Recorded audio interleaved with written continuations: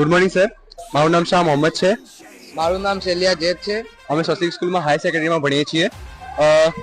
તમે sir aroma સર્કલથી વાકેફ છો? તેમાં સૌથી મોટી પ્રોબ્લેમ કઈ છે? ટ્રાફિકની.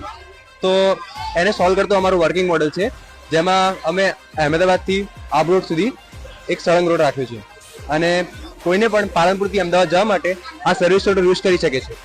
અને આ પાલનપુરથી ડીસા જવા માટે આ ઓવરબ્રિજ યુઝ કરીને એ ડીસા જઈ શકે છે.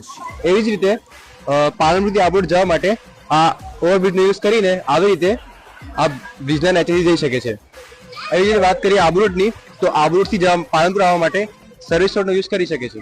અને આબરોડથી અમદાવાદ જવા માટે સળંગ હાઈવે આવેલું છે. અને આબરોડથી ડીસા જવા માટે આ ઓવરબ્રિજનો યુઝ કરીને તે આવી રીતે અહીંથી જઈ શકે છે. એવી જ રીતે ડીસા માટે અને અહેમદાબાદ માટે સેમ છે. અમે ઘણા બધા મિત્રો અમારા એરોમા સર્કલના એક્સિડન્ટમાં ગુમાવ્યા છે અને તેને સોલ્વ કરતું અમારું આ વર્કિંગ મોડલ છે, જેમાં સિગ્નલ લાઇટ નહીં અને કોઈ પણ જગ્યાએ યુટર્ન નહીં આપવામાં આવ્યું.